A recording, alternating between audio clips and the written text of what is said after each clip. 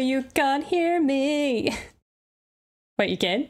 You can't hear me? Hey, you can hear me! Stefano, welcome to Bright Hearing News, the Friday edition of Big Hearing News, with myself, and Magenta is coming.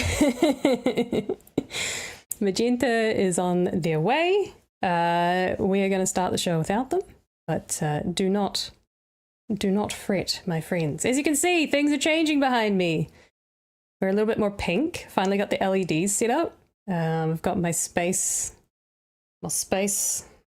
astronaut, which you can't see, making some space behind me. Space galaxy. I don't know. I look very big on the screen. Should have changed my t-shirt.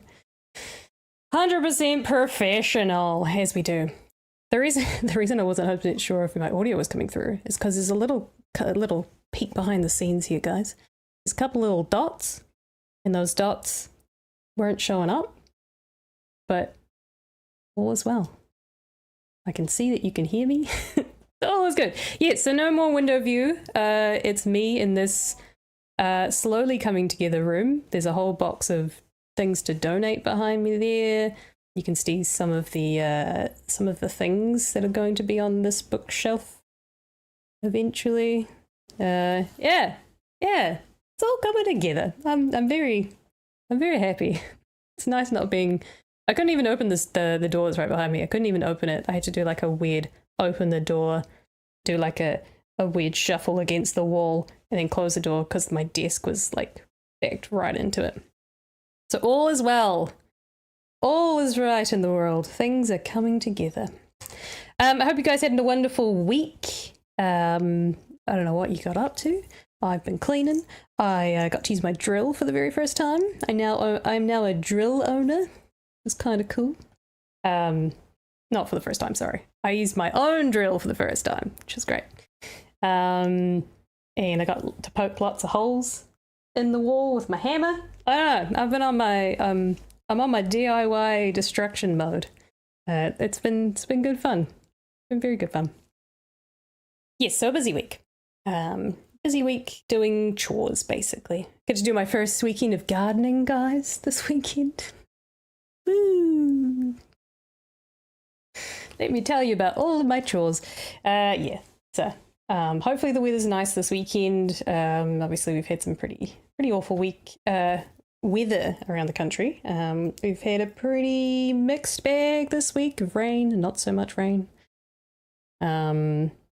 So yeah, that's we've only just moved in, but we have an overgrown weed infestation already. So gotta get out there and pick all of those tall leaves. Yeah, so wish me luck. Hopefully it all goes well. Yeah, so Magenta will be with us soon. I'm gonna run the ship.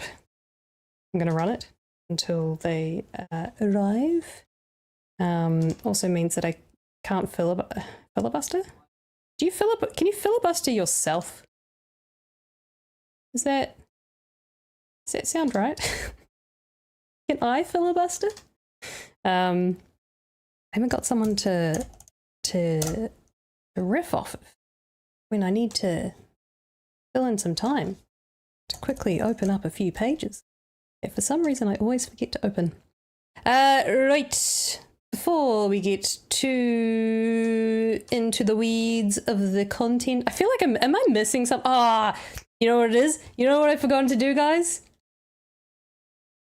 It's the banner. It's the banner. I was like, am I missing something? You guys would definitely, absolutely tell me if there was something I hadn't done. Didn't tell me about the banner. Sure, it was in there somewhere. Right, yes, before we get into the weeds of it all, a big thank you, as always, to our patrons. Yeah, things are working. Our patrons who make this show possible, even on a Friday, and all of our shenanigans. If you'd like to become a member or a patron of ours, go to patreon.com/bighearingnews. You'll get sneak peeks, you'll get pre-recorded interviews before everyone else does. Which is pretty cool. This was one from last night that Pat did with Erika and Bianca Ranson, I assume. It's going very, rolling off the tongue. Yesterday, and it was a fantastic little chat. But that's now on the YouTube, but you can get that before everyone else if you are a patron, as well as behind the scenes of some merchandise stuff, and all sorts of things. So if you're interested and you want to support us, and you're thinking you want to support us long term, this helps us budget. This helps us figure out what we can do with the year. So if you want to just do one-off donations, that's also great. But if you would like to commit to helping us out for at least a year, then not showing on Facebook? I'll check that in a second. It's always like that, isn't it? Yeah, you can join us on Patreon. You can actually, if you would rather, you can go to bhn.nz and you can find the Patreon link there too, as well as the Discord link. That's there too. Jump onto our website and you can find all of our latest videos. You can find merchandise, as well as other shows that we have in the network, which is like Locked Out with Craig Rennie, The Frontline with Gary Payenda, and The Collective, which will be running eventually on Sundays. I'm not sure if they're running. What?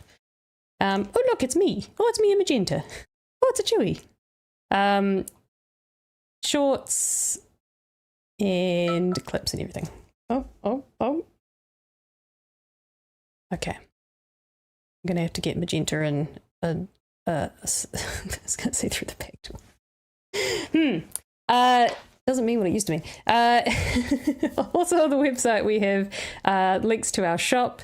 If you'd like to support us with buying some merchandise, it's a great way of not only supporting us monetarily, but then you can also share who we are out and around the place. Such as our, you could be wearing our Chewy Fufu hoodie, Nikki Noboats hoodies. We've also got t-shirts of our favourites, including Nala. And mugs are still there, and enamel pins, obviously, are, and the stickers. I love the enamel pins. I need to get my enamel pins somewhere so that y'all can see it at some point. Yeah, so that's our housekeeping for the night. Oh, we should go back to this one. I much prefer this one.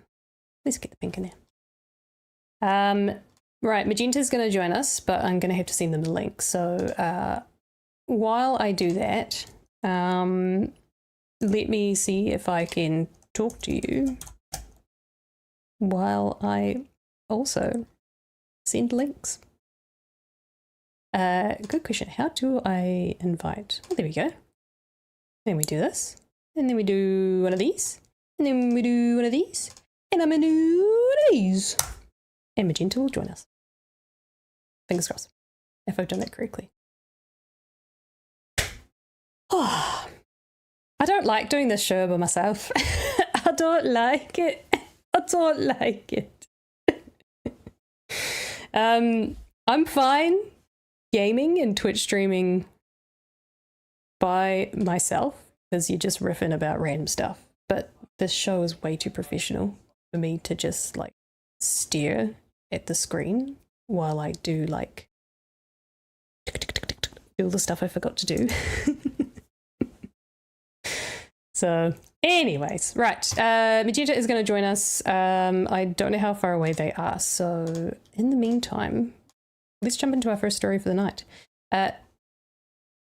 So Newsroom did a story. They've done a bit of a breaking news story in which New Zealand apparently is in talks with US on Trump minerals deal. So hey guys, we're just like Ukraine, except not a deal to stop a war. It's just they just want our minerals because of course they do. It's the Trump administration. What don't they want? The byline says the government is negotiating with US to provide access to our critical minerals, while a memo before the Waitangi Tribunal says a backdoor deal violates obligations to Māori. One of the things that I have learned in, I guess, this current term of government is the Waitangi Tribunal is kind of like a, oh, Magenta's here. Magenta, come onto the screen. Hello? I need to do it for you because you're a guest. I know, right? Oh my goodness. Oh Look at God, I don't like this, guys. Things are changing. Things are different. Ew. Do you Sup, fam? want to set up your phone so you're not holding it for an hour? I don't know if there really is a way to do that. So let's just. Okay. Should be right. Let's see how we go. Okay, if I put something on the screen, funny. how well can you see it?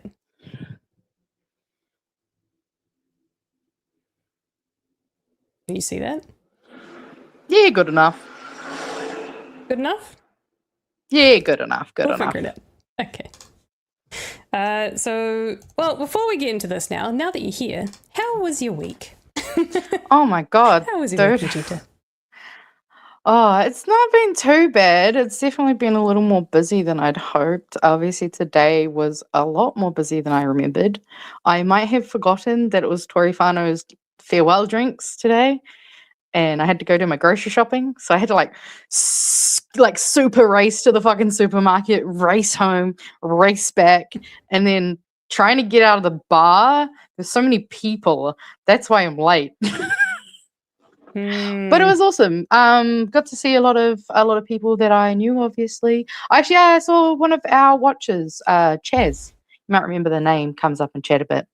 But yep, met them tonight and got to hang out with Golriz. That was fun. Unexpected. Yeah. Nice. Yeah, got to hear some goss from inside the house. It was fun. But no, it was a really good time. Obviously, sad to see Tori go.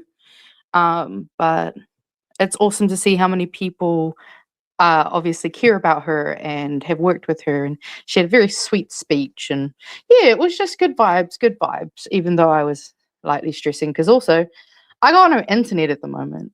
So I was going to praise 2 degrees because they said it should be fixed. Yeah, I know, right? It's my turn now.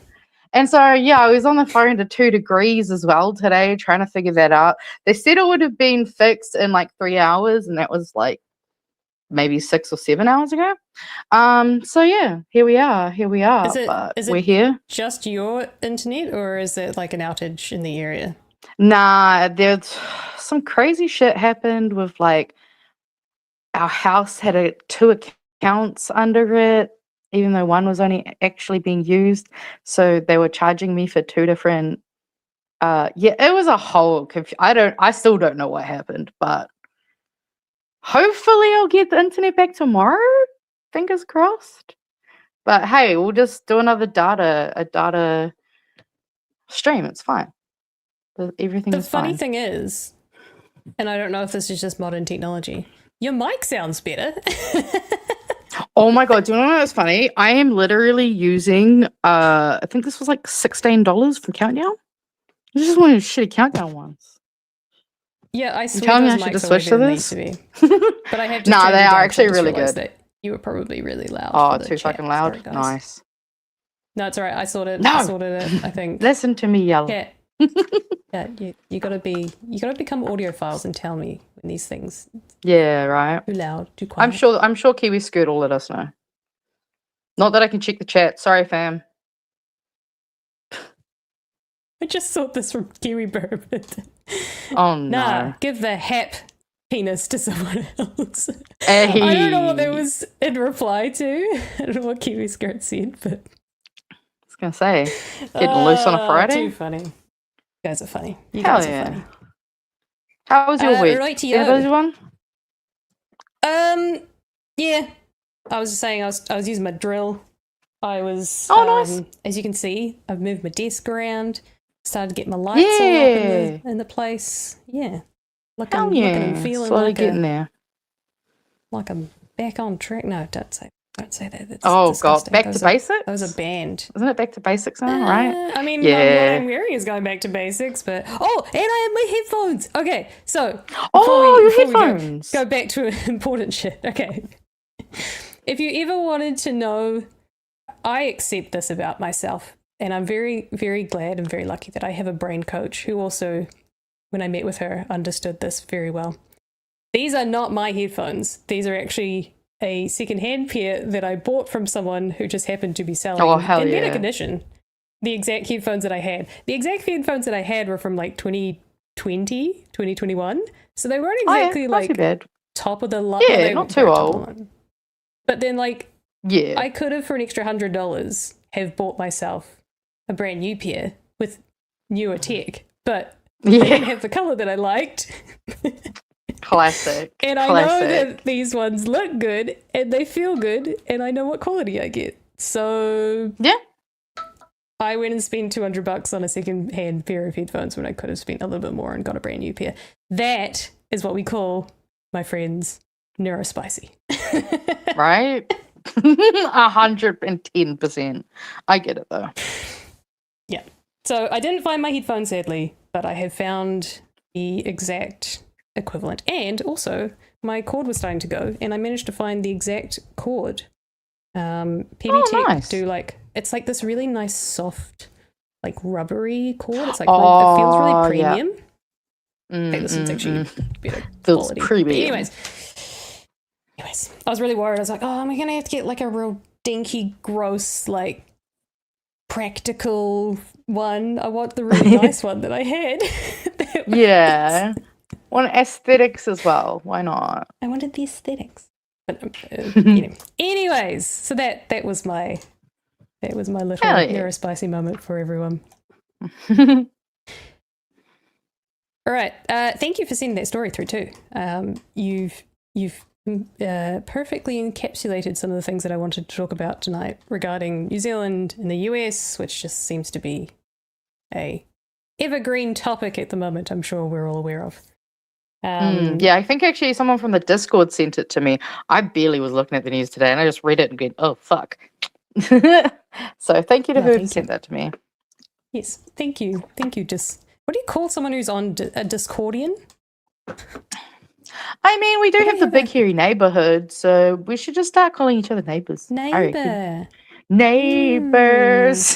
Hairy neighbors. I'm there for one another. Hell yeah. But not the Australian version. Wait, what? What do you mean? Australian neighbours. There's only the Australian version. Well, let's be New Zealand neighbours because we're cooler. True that. Okie dokie. So, Newsroom had a breaking story. I'll reiterate this just for you, Magenta. You can have the whole spiel again. Hell yeah. And it's easier for me to clip later. Newsroom have put out a breaking story in which the New Zealand government is in talks with the US on a Trump minerals deal. And I made a joke earlier about us kind of being Ukraine, except not trying to stop a war. He just wants our shit. And the government are letting him. Cool. And I thought we could go through this. So it violates Te Tiriti, the treaty, Waitangi Tribunal, have called them out on it, taken them to court, to the filing. I was going to say before you jumped in as well, I only learnt, thanks to this term of government, I learnt that the Waitangi Tribunal actually doesn't really have any say in government. They're basically just a legal body or a legal entity that kind of just raises concerns, puts it on the record, but there is actually no obligation to actually which we need to enshrine that. Let's give the Waitangi Tribunal the power that they deserve, that they were supposed to have. Yeah, it kind of feels like I kind of would have assumed it was kind of like in the States where you've got like your executive branch and your Congress and the Senate, the House, I don't know, whatever the other ones. There's like three powers, right? And they all kind of, it's the Supreme Court are the three ruling powers, and they keep each other in check. Waitangi Tribunal's not like that at all, which is really sad. So no. It is sad. It's great that they put a memorandum out there, but there is basically nothing they can do to veto this. As far as I understand, anyone's more than welcome to call me out being. I'm sure someone will. There's always someone. Someone's always smarter than. So let's have a quick read through this piece by Fox Meyer. So New Zealand has been holding closed-door discussions with also this photo. Make New Zealand great again. True, baby, true. Oh, Mm. grim. New Zealand has been holding closed-door discussions with the United States on the supply of critical minerals as Donald Trump threatens to place new tariffs on countries who fail to sign a deal. The admission comes on the back of a memorandum submitted by the Waitangi Tribunal, in which claimants noted a secret critical minerals deal struck between the US and Australia last year. The submission says a similarly private deal in Aotearoa would show willful disregard by the Crown for its obligations under Te Tiriti o Waitangi. On Friday, the Ministry of Foreign Affairs and Trade confirmed to Newsroom that New Zealand was in discussions with the US regarding a non-binding critical minerals framework. It's believed an announcement on the matter could be coming within a matter of weeks. The US has pressured allied nations to exploit critical mineral deposits, a key part of the nation's military and computing race with China, which currently produces 90% of processed rare earth minerals worldwide. Critical and rare earth minerals, including nickel, antimony, cobalt, and vanadium. I've not heard of two of those. Antimony, but that kind of just sounds like alimony, which is completely irrelevant. The target of the Taranaki seabed mine are essential for advanced technologies, especially specialized magnets, which are used in essentially all electronics and vehicles. In October last year, China demonstrated its hold on the global supply when it announced foreign companies would need approval from its government to export magnets that contained even trace amounts of rare earth minerals of Chinese origin or were produced with Chinese technology. That's interesting. That's very interesting. That is. Trump has sought to find an alternative supply, a drive that inspired him to float the idea of invading Allied territory in Greenland and seizing it by force. Who said it's not about oil and rare earth minerals now? He found success late last year when Australian Prime Minister Anthony Albanese travelled to Washington to ink an $14 billion deal to exploit Australia's rich rare earth deposits. You fucking idiot, Albanese. Hope they came out better off in that deal. Shortly after the deal was made, Australian Independent Senator Lydia Thorpe declared Albanese is trading stolen goods from stolen land with Trump in this mineral deal, such much of it to fuel the US war machine. Trump has made clear his desire to bolster his country's military and technological prowess and his expectation that allied nations do the same. Critical minerals were a limiting factor for both of these aspirations, but the Australian deal excited him. Ew. So where do we come into it? Right. New Zealand has been actively developing its critical mineral sector with Jones as its champion. In January 2025, the Ministry of Business, Innovation and Employment published the Crown's Minerals Strategy with a list of 37 critical minerals, 21 of which would be exploited here, including coal, which is not a new mineral. That's a good point. The strategy's goal was to double mineral exports to 3 billion by 2035, with an emphasis on strengthening international partnerships. Later that year, in November, the government announced New Zealand had joined the Minerals Security Partnership, a group of 15 nations plus the European Union, including fellow Five Eyes intelligence partners, US, UK, Canada, and Australia.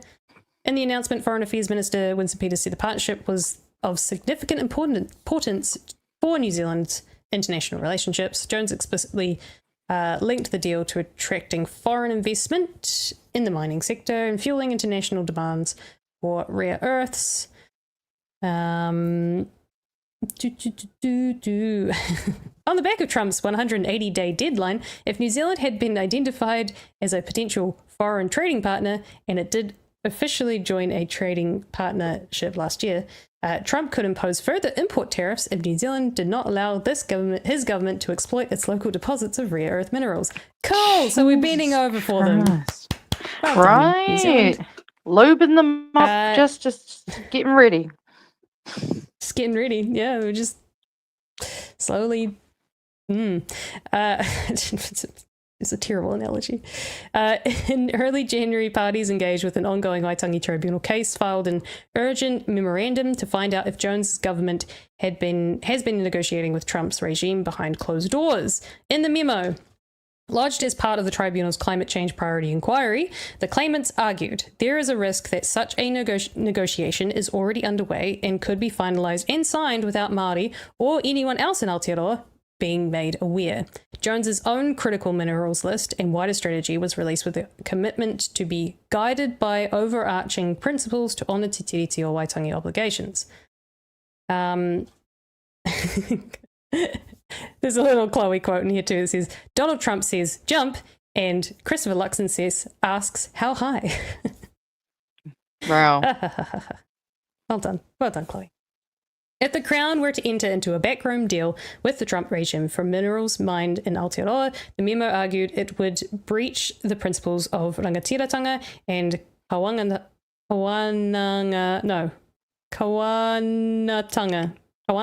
Kawanatanga, yeah, you got it. I got there in the end. Kawanatanga. A course of action antithetical to tikanga, mātauranga, and kaitiakitanga.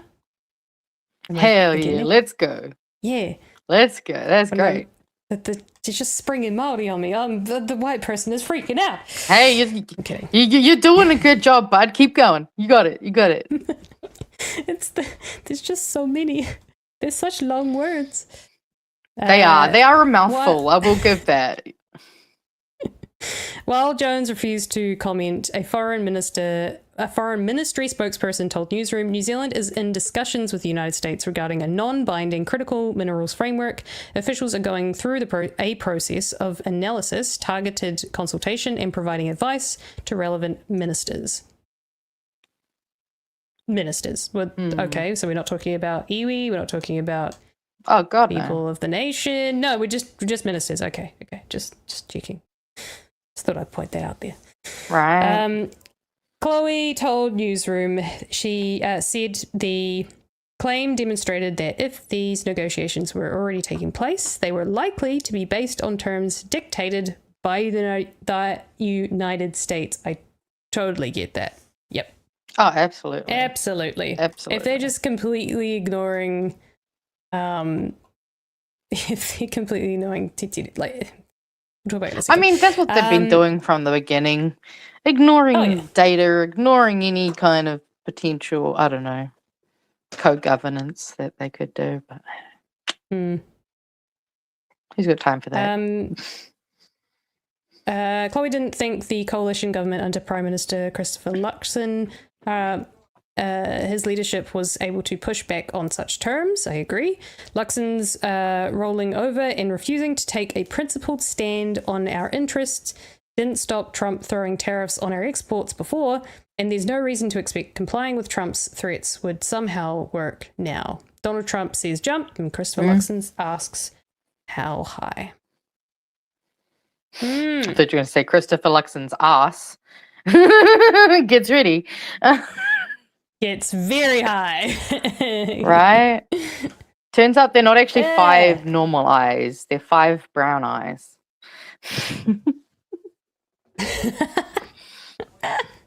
Oh, it took me a second. Nah, valid. So, yeah, fucking... Pop off, Magenta. Pop off. I just think it's just... Anyone else feeling a little just scared? I'm scared. I don't like that we're working so close with America. I don't like that, don't get me wrong. I understand governments have to do, sometimes do these types of things more in secret, like for, I guess, privacy reasons and all those things. But it's just becoming so glaringly obvious. Like, remember those pictures we saw of Luxon with Trump?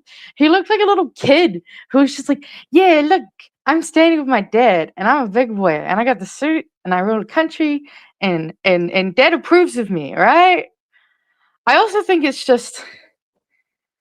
concerning how much of this kind of more Christian conservatism there also seems to be this kind of underlying flavor that keeps kind of giving me a bad taste in my mouth, not because it's religion, but because it feels like the gross stuff where it's very much like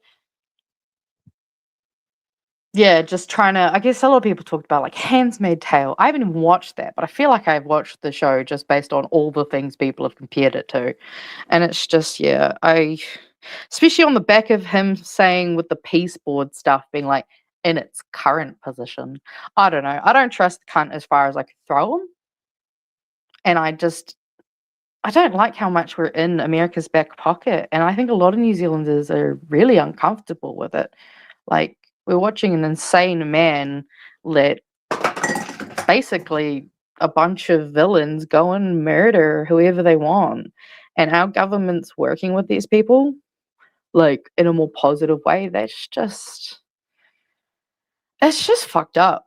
And I think you can see that in the way that people are actually, like, trying to do stuff about making this a one-term government, because we just can't have this happening. It's just concerning because, like, if we think about from the beginning of this term, all they've done is basically got a bulldozer and just ran over everything. They have ignored so many recommendations from the Waitangi Tribunal. They have been sued by multiple different people for doing things in a way that should be unconstitutional and should be a real red flag. I mean, even just the way fast track has been used against us, it just feels like this constant attack and barrage. And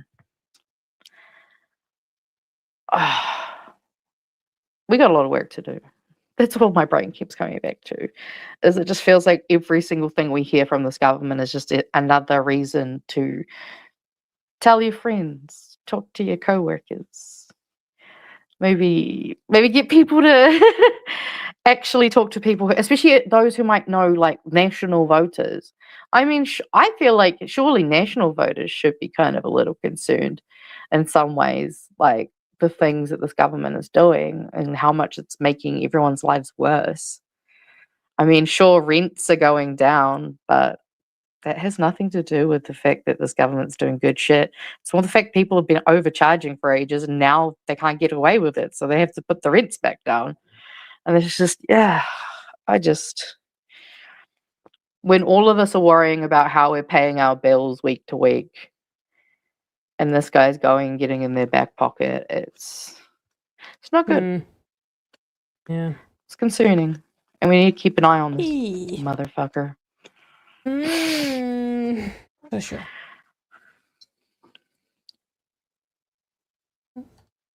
Oh, sorry. No, you're fine. I just realized I can see comments. Okay. Using it on the phone is not fun, but I can see them. Hell yeah. I just had a look at the memorandum, and I thought I would just read some of these things out to you. It's very legal speak, but I've just found a few pieces just to reiterate what it is that the Waitangi Tribunal are not happy with. And why this is relevant to their current inquiry, which is I think it's around mostly to do with climate change, but this has obviously just been added in because it's important. Where are you? Okay, so relevance to this tribunal inquiry. Legal. So there is no public information on whether the United States has approached the Crown. If there has been such an approach, it is not known whether the Crown has agreed to negotiate, what template the Crown might be required to use, and what deadline they might be working to. That's a lot of unknowns, isn't it? There is a risk that such a negotiation is already underway and could be finalised and signed without Māori or anyone else in New Zealand being made aware. If the Crown was to follow that process, it would once more have failed to give effect to the principle of rangatiratanga and exceeded the principle of kawanatanga. There we go. There you go.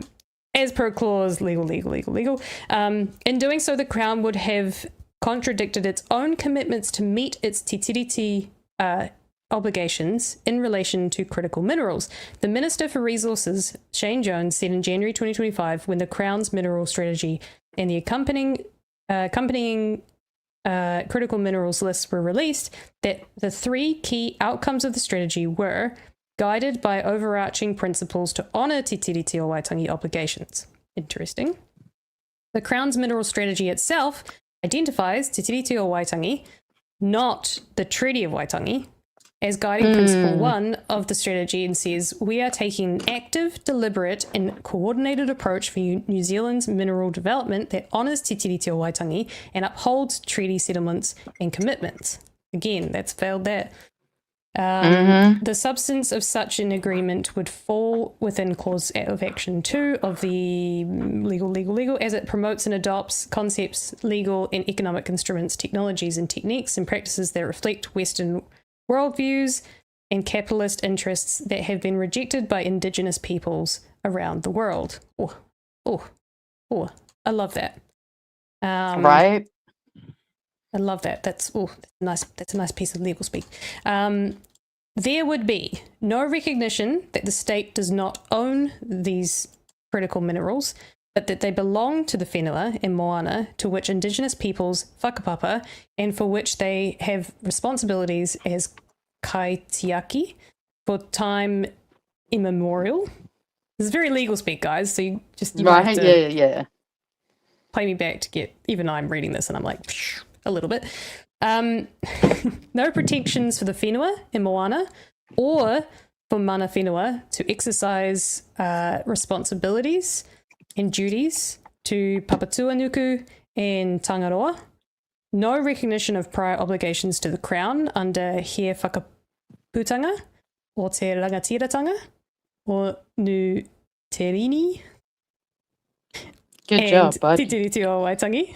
You're going to have to translate this for me in a second. And no requirement for prior no requirement for prior informed consent, nor for profit sharing where such consent is given. Were the Crown to pursue such an agreement, it would therefore be making commitments on behalf of Aotearoa New Zealand that breach the principles of rangatiratanga and kāwanangatanga and that are antithetical to tikanga, mātauranga, and kaitiankitanga. I'm trying, guys. In breach of the principles of mutual recognition and respect and active protection. There you go. So there's a bit of a deep dive. If you look up. Hey, I got my except now I can't hear you. Now you're super quiet again. Fuck's sakes. Speak, my friend. Hello. How's it? Do I have the right speak? Oh, no, microphone. I don't think you've got the right mic based on where it is. There we go. I don't know why it does that. It wants me to talk through my webcam, and also, oh my god, my arms are getting so tired. For some reason, my computer took forever to see the hotspot. I couldn't connect until now, so. Okay, there you go. Okay, so, I just read a bunch of things. I'm not sure how much of that you were paying attention to, understandably. Can you please, based on your learned expertise, do you want to maybe break down some of those things that I was just saying? Can you keep them on the screen for me? Yes, I can. That's a good point. My brain's not good at doing it without some kind of notes. Fair point. Do you want to maybe perhaps just break this part here down for me just a little bit? Because if I'm struggling a little bit, because I don't 100% know all of these, I know that's a god, right? Wow, yes, that is one of our deities. But essentially all this is really saying is, so the he whakaputanga o te rangatiratanga o New Tiriti. That New Tiriti is what they called New Zealand. That's New Tiriti is literally New Zealand. Thank you. Yeah, so if that's confusing. And yeah, so obviously no recognition of prior obligations to the Crown under he whakaputanga. And up the top where it says no recognition that the state does not own these critical minerals, obviously there's been consistent, I guess, discussions over how things are essentially split up. Like there's been a whole... there was a really interesting thing one of my teachers was telling me about, how like even water is approached. So like the way that Maori view the way that water is even just like in relation to the land is very different to the way that the government does as well. So like they go even like into the actual floor bed. There's a whole bunch of I guess details that kind of go into that. But I mean, you know, when it says no protections for the whenua and moana or for mana whenua, so no protections for the land, the sea, Māori, to exercise responsibilities, which is, you know, tu papatuānuku and tangaroa. That's essentially what we often hear as kaitiakitanga. Papatuānuku, obviously, being the earth, and tangaroa being the ocean. And that's just basically saying, yeah, like Māori, because of the concept of kaitiakitanga, you know, there isn't the kind of what's the word they call it? I guess self-determination and kind of the right to self, you know, make those decisions for you. And like I think a Lake Roto Kākahi was a really good example of it last year. Was that last year? I think it was. In terms of how mana whenua didn't want the basically the poop pipes going too close to the bloody lake. Yes. Yep. And that is, you know, that's a responsibility of duty to Papatuānuku and to Tangaroa. So hopefully that helps it make a little more sense. Yes, thank you. Thank you. I've learned a new word, thank you. Hell yeah. Te Tiriti. Yeah, there you go. We're going to get your real mean good by the end of 2026. If your English gets worse, that means you're learning te reo. At least that's how it is for me. My English got so bad. Trying to learn different languages, it's rough. I like being, well, I barely say I'm bilingual, but I would love to be trilingual, but that's probably pushing it. I like having words. I like having a word bank and just being able to go, I don't remember what the word is in this language, but I do know what it is in this language. Oh, absolutely. Like, I highly recommend everybody just literally Māori dictionary. Type it into, and it's maoridictionary.co.nz. If there's ever a word you're not sure of, chuck it in there. You might get a couple of things back because sometimes, you know, words can be flexible, but highly recommend Te Aka. It's a great resource. So that's that was a bit of breaking news that happened. Thanks to some journalism by Newsroom. They're always keeping it even very close tabs on what's happening with this government, which we appreciate. Oh yeah. And I mean, obviously as a greenie, I'm just like, no, go away. It's bad enough what Shane Jones wants to do to this country. Don't let fucking Donald start doing shit too. That's what I mean, I don't know. I would expect to see some hella protests if this kind of thing actually does go through, because it's hard enough trying to protect Papatuānuku from this current government, let alone some other country's government.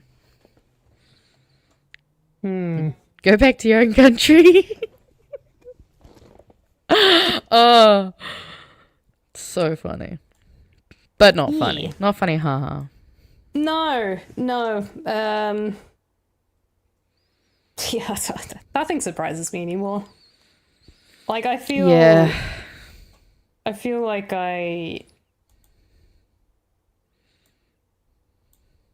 wouldn't be surprised if there is a good number of people around the country who are going to be directly impacted. Like, I'm not going to be directly impacted by them extracting our minerals. I will be indirectly affected, probably, you know, as things roll on, based on where I live. But there must be a subsect of society here in New Zealand that just feels exhausted fighting this sort of stuff constantly. Oh, absolutely. Like, from I mean, an Māori environmental standpoint, from a Māori standpoint, it's going to get tiring, right?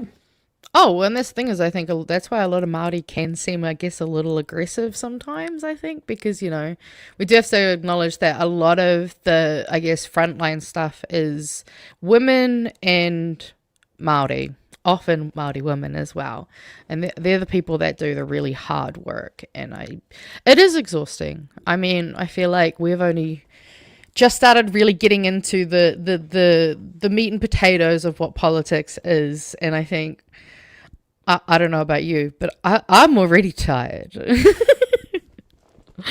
And we're not even how many days do we have to go to 80 something? But I think it also I think it's good to remind everyone about that video that we watched last week as well, though, and thinking about the whakapapa of the land and how important it is for those things to all be in place to actually, you know, stop dirt from sliding down the side of a mountain, or I don't know, trees falling in places that are there's just so many things, and I just hope we can minimize whatever damage they want to do this year. God, don't mind me, I can actually read the comments properly, so I'm just like, oh, I can see all your guys' opinions. It's great. I love it. I also think, actually, I saw someone mention the old having a disagreement over the airwaves. That's kind of another thing. That was basically the tribunal stuff back in the 90s, I think, where it was like because of the, you know, that the way that taonga is classed under the Waitangi, the Te Tiriti or Waitangi, and there's always just lots of fights going on. A lot of people around the country who have been doing a lot of work in these areas for years, trying to help. So, shout out to those people. Do you want to go through the super chat? Yeah, why not? Why not? Seeing as you've missed out on the chat, have a chat with chat. Right, it's like my favorite part. $2 from Kiwi Bib. I can hear you. Yay. That was me at the beginning, and I started thinking the little green dots didn't go up, and I was just like, oh, god damn it, what have I done? God damn, and so I was just had a second of like, well, you guys are responding, so you must be able to hear me. Yeah. Hey, it's not a show without a little bit of a technical issue. Like, same way it's not a Zoom call without tech issues. We got Mike Brave, $2. Looks like Luxton is putting on his knee pads. Ooh, yeah. There's some Gavin Newsom energy right there. Fuck, that was such a fire speech from Newsom. Under his 5 brown eyes. Oh, I hate that. I know that I said it, but I hate it. Thank you, Middle Earth Marxist. Kiwi Beb again for $2. Dementia and politics don't mix. 100% tautoko with that. Where's a law? Like, if 16-year-olds can't vote, why can dementia sign laws into place? And then we got Trick Nut for $2. Shane XXX on the taxpayer dollar Jones. Yeah, honestly, we can never let him live that down. Goddamn Gooner. Shane Gooner Jones. Ooh, that's a good one too.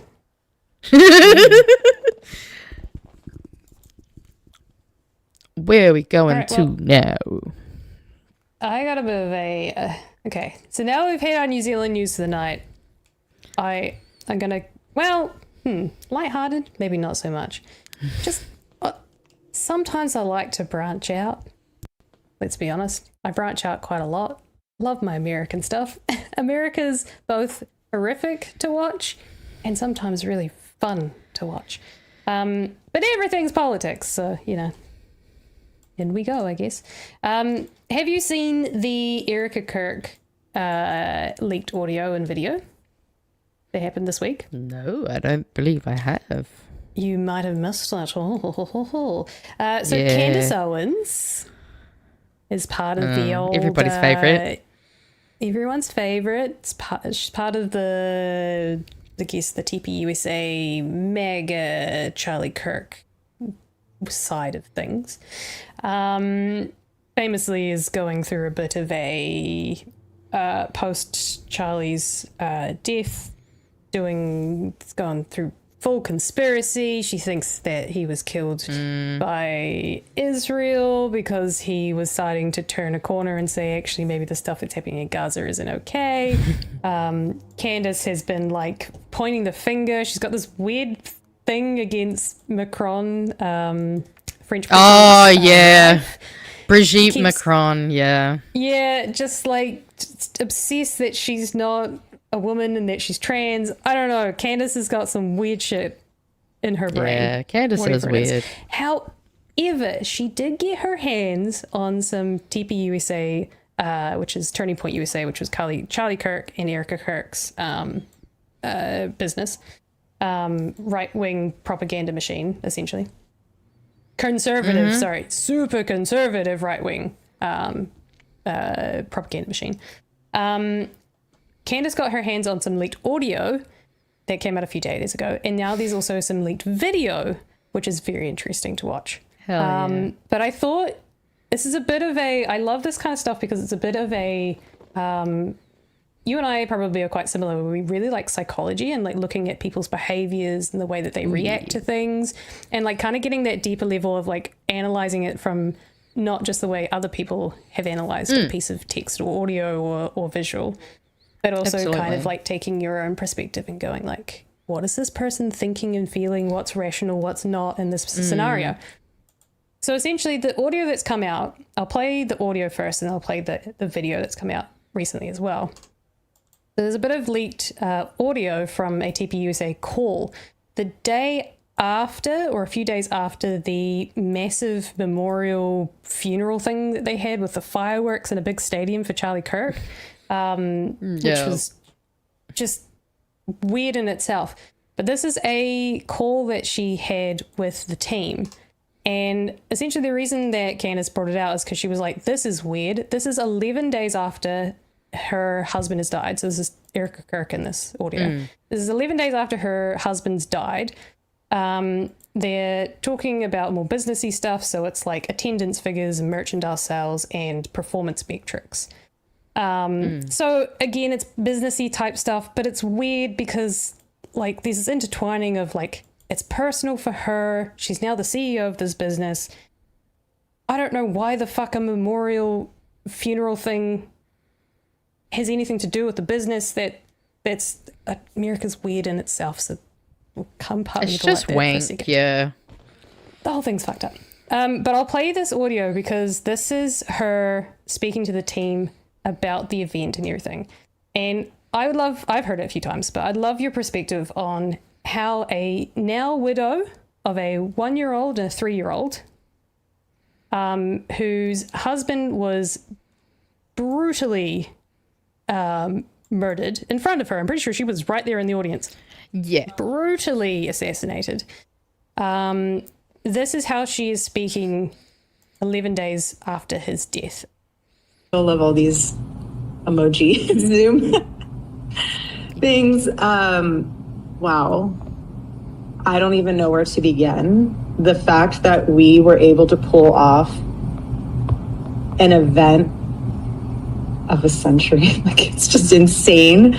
We had over 275,000 people that attended, and stadium overflow, Westgate, insane, you guys. And then you have, was it 100 million? Over. You guys that heard the gospel and all about Charlie and all about everything that you guys do, and the hard work of Turning Point USA is insane. We had thousands that were registered to vote. I think we're at like over 200,000 for merch sales. Don't quote me on that because I think it just keeps like bumping up like crazy. But I just wanted to say a huge, huge, huge thank you to the events team, the development team, the graphic design team, the production team. It's just phenomenal. Their incredible work leading into the memorial. So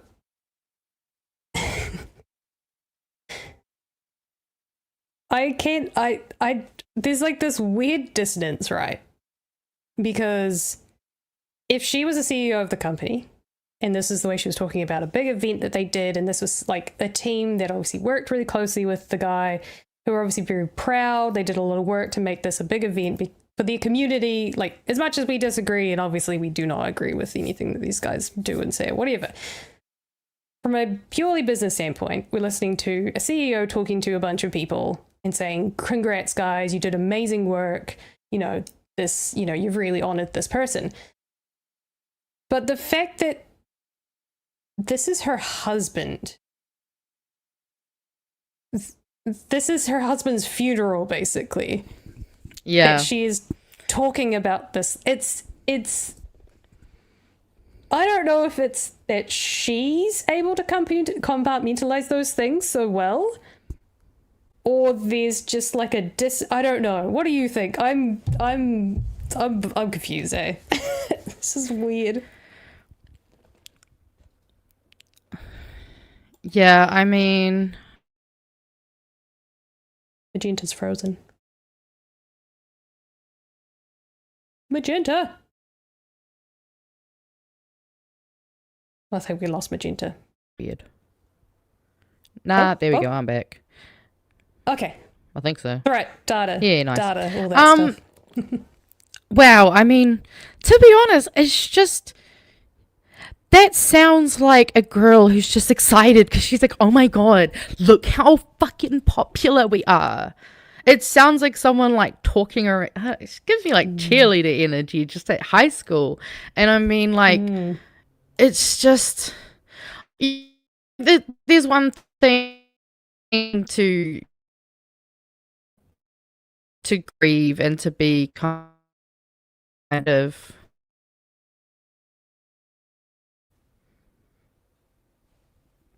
we there? Oh. All right, making sure the data's still there. Fucking hell. I don't know why it's being weird all of a sudden. Carry on. But I think this one thing, everybody grieves differently, but I've never seen anyone grieve like Erika. And like, I think someone else put it in the comments. I don't think I caught it, but it was like 11 days. And like, I'll be honest, there's been so many pictures and videos I've seen of her where it's just... It's almost too focused on like pushing the TP USA or whatever the fuck they call themselves. Yeah. And it's just really icky energy because like, you know, I get it. People can dive into work as a way to kind of, you know, get through grief. But I think we can all see it. There's just this very clear fake facade that she's putting on every time she's on that stage. She's playing a part. She is not like, and I mean, that could be also too. Maybe she's that good at compartmentalizing. I don't know her like that. But I don't know. So there's some pretty hard compartmentalization if that's what it is. But it's just, it comes across as straight up grift. Yeah, I think if you were looking at it from a purely sympathetic human point of view, her compartmentalizing and like this is going to be so bad for her mental health. Like, that will absolutely destroy her mental health. And the difference between someone throwing themselves into work to kind of to distract themselves, right, from grief. She's not really doing that because she's now CEO of a company that her husband was like the face of. She's not stepping away from him in any way to distract herself. She's like, she must be surrounded by his memory 24/7. Like that to me is unhealthy, right? Oh yeah. I mean, I could see again. I think it's really easy to tell when someone's genuinely like, my husband has passed away. This is devastating, but the best way that I can keep his memory alive is by building up his legacy. But again, that has to be said and shown in a way that seems like you actually gave a fuck about your husband to begin with. And actually, there was a comment that I just starred here that I think is a really interesting point. What if she's a trad wife let free? She might be happier because... and I mean, let's be honest. Charlie Kirk sucked. I mean, we said that well before he died. I put that in our roundup clips. We never liked him, and honestly, it sounds like he probably didn't really know how to please a woman. Like, it's easy to make a baby. That's easy. But to actually, like, make a woman come, that's a whole different ballgame, and I don't know if bro was really there. Whoa. You know what I'm saying? Whoa. We don't need to take it there, okay? Let's not. Right? Women actually having pleasure, ew. Disgusting. But, I mean, there's also partial, like, I don't know, that's why to me it just definitely gives, like, she doesn't really, I don't like the guy. I mean, we've seen widows before in politics. Look at fucking JFK. We've seen people who have lost people and continued whatever thing they were doing, but nothing like, it's very showy. It's giving mega church. I think that's what it's giving, like that, those mega church, like the Righteous Gemstones. That's kind of what it reminds me. And if you haven't watched the Righteous Gemstones, highly fucking recommend. It's an amazing show. And yeah, I just, also the fact that the memorial was also the Great Grinder Crash of 2025. Maybe Charlie didn't like his wife like that. You know, we don't know. But either way, it comes across as really fake. And I think it definitely, it's clearly about money. And obviously with the election, I think they've got their basically their local body elections this year. They've got a ton of local bodies this year, as well as the midterms, which will flip that's the one. House or the Senate. It's one of them's off by 2 years, and I can't remember if it's the House or the Senate. But essentially, neither. Whichever one they don't have control of, because they have Congress, and I think Congress is the Senate, or is Congress the House? Fuck, I don't know. They're gonna flip one of them, so then they'll have two. They've made it purposefully confusing. Well, that's the other thing too. They've got the fucking confusing to control power, and they can't. They don't fucking use their powers. That's the stupidest thing in the world. Okay, in America's defense, because of the stupid college votes, those are the only ones that matter. It's not actually the people votes that often. Yeah, it's just such a rigged system from the start. Like, all these systems we're seeing have been designed to not serve the people, which is stupid. Literally, the etymology of the word politics is people, and it's making me very mad. You're like, don't politicize what? Don't people things? What do you mean don't people it? Stop making it about people, right? Okay? It's about economy and number go up. It's just, yeah. It's all fucked, and it needs to fall down, and like, you know, if we see the falling of the empire, fucking please hurry up. And don't make too much mess on the way down. So the other thing that came out in regards to this Erika Kirk thing, because look, we're on the train, let's keep going, is now there's a video which was 6 days after her husband was assassinated, unfortunately, very tragically, but it's just more so in the nature of it. I, again, don't really care much for who the person was. I'm saying, actually, no, you know what? I'll say it again. Tragically for her. Yeah. Very publicly. It sucks that she lost her husband. Yeah. Okay, I don't personally find it traumatic to me, but let's, from the perspective of Erika Kirk, this is incredibly tragic, right? I don't even know if it's traumatic for her, though. Like, let's look at that. Is it really traumatic for her? Because she seems to be just fine. She seems to be doing great. So this is one that came out 6 days after he was shot. And this, to me, feels more genuine, okay? I do not think that, in terms of grieving, right? Not everyone is on the couch 24/7 bawling their eyes out. Some people are able to deal with tragic situations and, like, just, they're able to laugh, and they're able to, like, that's just, some people are like that, despite the circumstances. It's probably easier if it wasn't, like, all of a sudden tragic. If it was more like you knew it was coming. You're able to sort of go, oh, thank God they've passed, and, you know, ugh. And maybe her ability to be a bit more smiley and happy and upbeat is because, and I know this from people in my life who have sort of like the Christianity background, or like the religious foundations for them. enabled to process grief and death very differently to, I guess, the more, is it secular? When we don't have religion? Secular? Or is it not? No, yeah? In the Not West secular. who kind of don't, yes. non-secular? Well, I don't know. Those of us who are God, now you've got me non-religious, confused. agnostic perhaps, who don't really have that Christian or Catholic or I guess religious foundations. Oh yeah, you were right. It was secular. We have a very different way of processing. We don't have that lens, if that makes sense. Not so much anymore.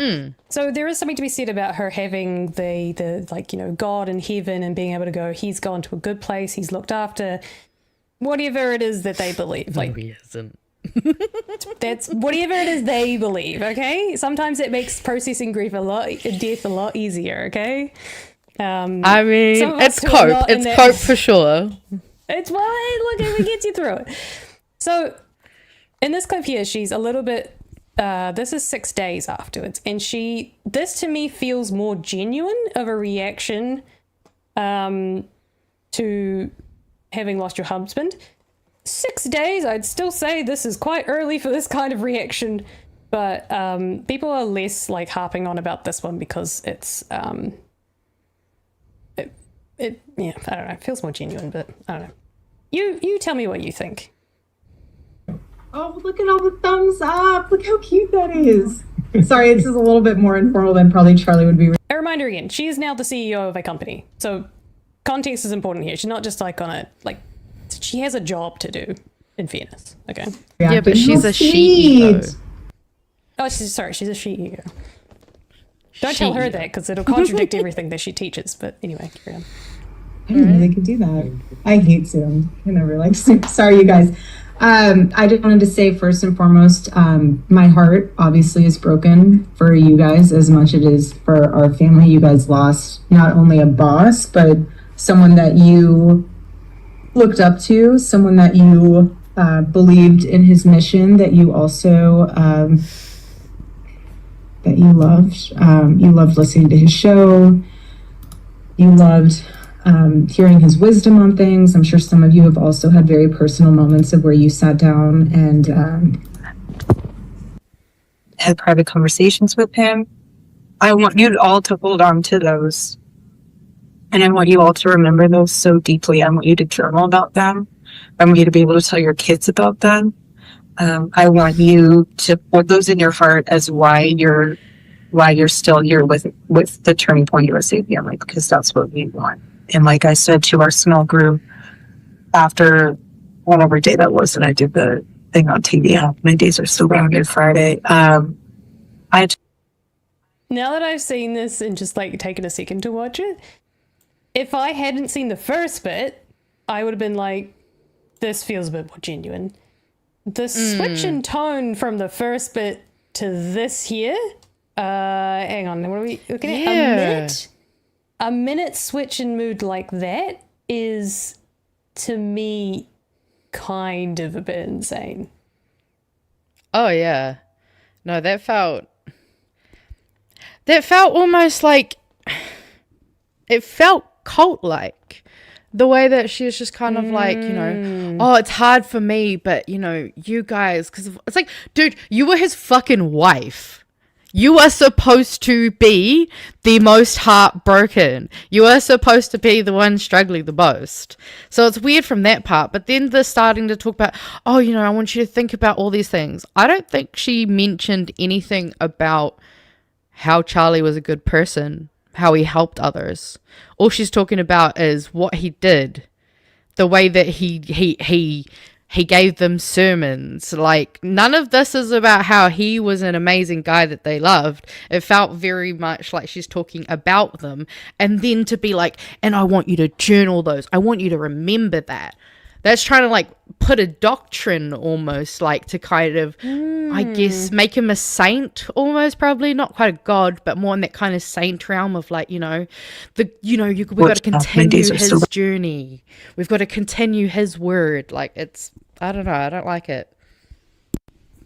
Oh, I didn't think of it from that angle in terms of I don't know, there's something you said there that I hadn't thought of for a second there, but anyway, I'll play this a little bit more.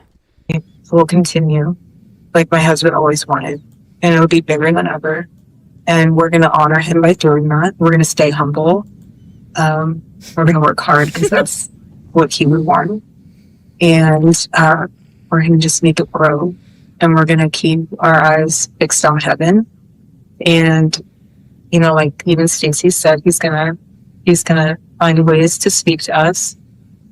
And he's going to speak to you in different ways. Every person's going to be different. But you'll get little moments where you're like, okay, Charlie, I see you. It might be here on campus. It might be in quiet moments of the night, but he's here and he's more alive than ever. And he is, he's going to guide us. And we just have to remain humble. But again, what I told the team was, I will fight like hell to make sure that all of you have a job here. I don't want anyone to think their job's in jeopardy, because your family, if you choose to leave, that's different. I never will, and I promise you, I will make sure that I never allow a point to where you have to leave because we cannot financially afford you. Yeah. So there's times when I'm watching her and I'm going, I'm looking at it and I'm going, I can see someone genuinely reacting like that, but there's like these little moments that just, what do they call it when it's not uncanny valley, but just that dissonance of like, I must be perceiving something but I can't describe it. Like it's almost like micro, there's like micro I don't know what it is. Comments. It's like Well, what to be babies fair, have. I can't remember what they call it. oh, No, it's like when you What are it's babies? when you pick up on stuff and babies kind of get it. It's like micro facial movements or whatever it is. It's how I mean, babies pick there's up on things. I don't know. Can't remember. non-verbal ways of communication. Yeah, I don't know if basically. that. Micro expressions. Thank you. There we go. Cognitive dissonance and micro expressions that I must be picking up on that I just don't feel. Something's just not right. It's just It's a given little the off, ick. you know. Yeah, and It's that's just the thing giving is, me uncomfortable. like, incongruences. I think that's what's also kind of Maybe here, that's because what it is. one thing I just noticed, right? She started talking about how, oh, this is such a hard loss for you guys. You know, you worked under him. And then she starts crying when she's talking about their job security. That's a weird time to cry, because they were low-key YouTuber tears. But, like, why is that where you cry? Like, I feel like if you were... Like, I'm just thinking from my scripting brain. Like, I'm autistic. I rehearse and I script things all the fucking time. That feels like things are in the wrong order. And I think... there was one line, I wrote it down because it just stood out to me. She's like, he's here now more than ever. What do you mean by that? How is he here now more than ever? I guess, and I'm going to be honest, Fano. I do think there is actually a good chance that someone on the right side did take out Charlie Kirk, because the USA has been known to do that a lot. First of all, there's also apparently, I've heard there's some links to Mossad and other things, same way Jeffrey Epstein was apparently a Mossad agent. So there is a lot of, and that's the thing is, there's a lot of things they were doing. Like, we only really heard about these guys in a certain capacity. We don't know what relationships they have on the back end. We don't know what kind of every day-to-day things they're doing. Like, we see what they want us to see, and I think the messaging is a little off, but it almost feels like maybe they also have to rush this, because obviously with everything that's going on, being relatively time sensitive, you know, wanting to, I guess, ride the wave of his death, you know, like not wanting to miss out on that opportunity. And yeah, there's a lot of just not right things in there. I also think this is fair, like, it's that whole, oh, we're going to be humble. Are you? Because That is the last word I would use to describe like Erika Kirk on the world stage for the last 5 months or so. Wait, no, Or hang just on, even hang on, anyone associated with Charlie Kirk. 5 months. Yeah, it's fucking pyrotechnics, like on the road press tours, interviews. Like, I have never seen someone grieve so publicly. Well, yeah, and it's not healthy. It doesn't feel like she's grieving personally. It feels like if all of this just is an act, it is like whether it's something she's doing to mask for herself in some capacity, that's always possible. But I think she's really shown us that like she's just going to be a grifter like her husband was. It's like, you know, there was a vacuum when he died. She literally took it up so quickly, and as many people have pointed out, she's a woman. He didn't want women in places of power. So like, is she really carrying on his legacy? Because if we're going to do it correctly, should we not? It's like, what? Was that the Old Testament? Everything Charlie said before death? That's Old Testament. Everything now, you know, after his death, all of that's absolved, and now we're going to go into this New Testament era. Like... No, but this is just for her. She's still preaching to every other person out there that their job is to be a mother as soon as they are of age, and to be a subservient wife. And that you can go back to work anytime, but you have such a small window to be to become a mother. Like, what, you know, just, you can wait for your career. It can be put off. Just like, don't miss out on your chance to become a mother. Like, nothing's more important. Nothing's more important. Oh, absolutely. Okay, well then you've got a 1-year-old and a 3-year-old, and what are you doing? You're touring America, spreading the Charlie gospel. Like, humble my ass. Oh, absolutely. Look, I also think pity a woman for having lost her husband in such a tragic way, but fuck me, I'm allowed to criticize what the ever the fuck she's doing.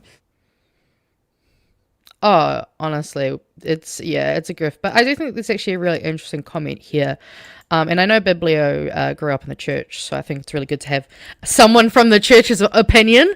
And they say, honestly, Christians getting over grief is narcissistic and psychopathic.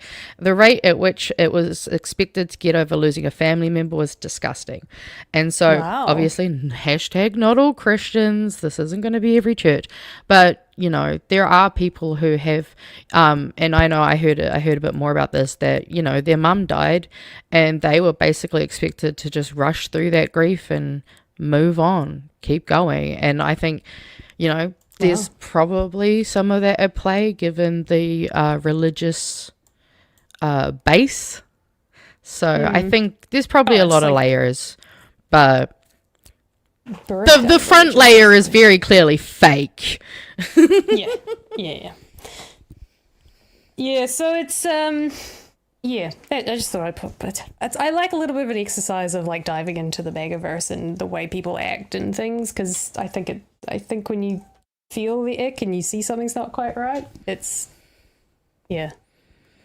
literally why I got my psychology degree. Like, oh no, the MAGA-verse got to us. They've kicked Magenta off. Oh no. Well, anyway, that's the end of that one anyways, so... We're all... Oh, they're back. I didn't do it, Chewy. You can't prove anything. I didn't accidentally hit a button. No! I accidentally hit the button on my mouse. I need to move this thing away. Goodness. Terrible. Oh, terrible. I am not off getting my PhD. I wish. One day when I got the money for it. Do you want to get your PhD in analysing the way in which Erika Kirk has processed her grief? Oh, no, that's a mess even I don't think I'd... To be fair, if I was going to do my PhD on anything, it would probably be about these cunts in the house at the moment. Or, I don't know, something to do with strengthening Waitangi Tribunal. Although I have actually been low-key tempted to go back to uni at some point and get my... maybe a policy degree, you know, get some politics degrees going on there. Why not? Always be learning. Actually, before we move on, just a quick one. So when I was looking this up, when I was trying to find the audios and stuff like that, I found this article, which is clearly very, I don't know, it's a Yahoo article, whatever. But I love this title. Everyone's bashing Erika Kirk over leaked audio, but here's what they're not telling you. And I was like, fucking clickbait. Fine, I'm clicking on it. Yeah. Essentially what they're not telling you is like she's a CEO, which is basically what I've just done for you guys, is like look at this from this lens of a CEO, but then also we talked about the compartmentalizing and all that sort of stuff, so whatever. But I love this very last little bit here that they put in the article. So is she wrong to react like this? If you're judging her as a widow 6 days after her husband's murder, the cheerful tone about metrics is jarring, no question. If you're judging her as a leader trying to hold together an organization in crisis while processing unimaginable trauma, it looks different. Fair statement. Erika Kirk wasn't on grief tour yet.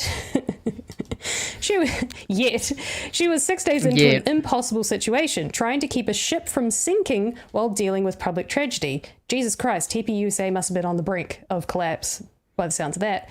The audio is out there, the backlash is real, but the context matters too, and almost nobody who's covering this story has mentioned it. Well, I just fucking did. I just put the bloody lens on it, and Magenta still looks at it and goes, that gives me the fucking ick. This is nothing. Right? Yes, she's a CEO, but she's still giving us the ick because it's her fucking husband, and the way that he died would have put me on bed rest for like 6 months at least. Like, come on. Like, oh yeah. I'd barely be able to speak, let alone go on a fucking stage. Like, I'm sure they had enough money in the bank that she would have gone, fuck it, find someone else to run the company. I'm going to go and spend time with my children who's just lost their father, and they're 1 and 3. Not... Yeah. And I mean, that's the thing. Context. Shouldn't she be like, there, you know, at such a young age, wouldn't you think she'd want to spend time with them? Like, you know, that's all she has left of Charlie.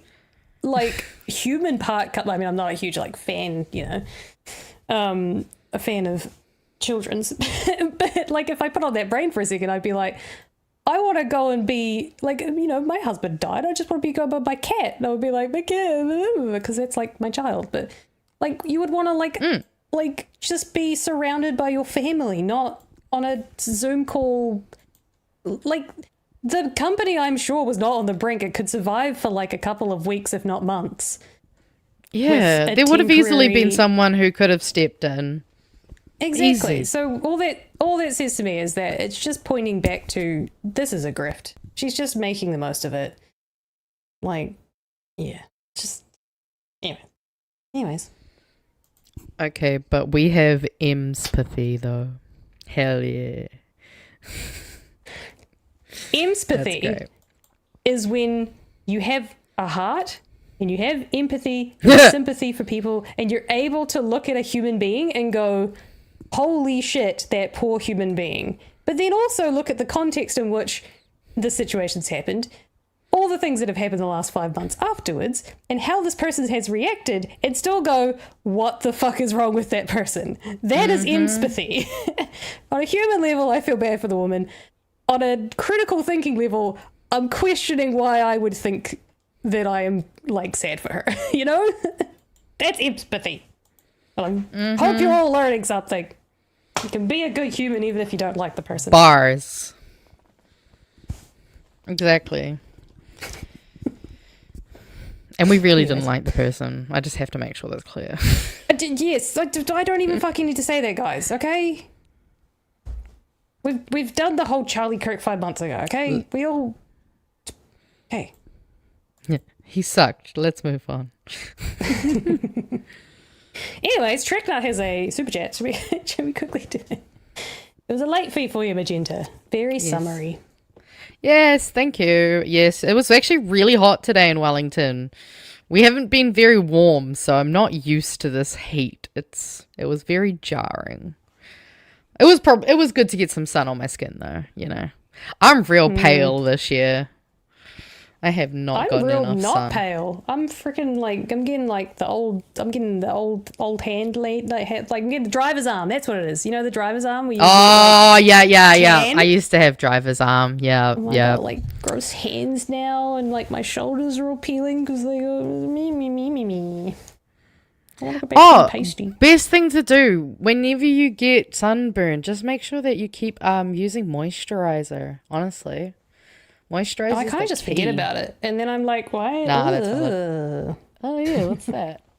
The same way I forget to put on sunblock. Oh, how did that give it? Oh yeah, I guess I did. That could have helped. Oh, sorry, I'm just. You got a cat up there? No, I'm just looking at things around my room that are a little different now because I've changed and put lights in places, and yeah. Moisturize me.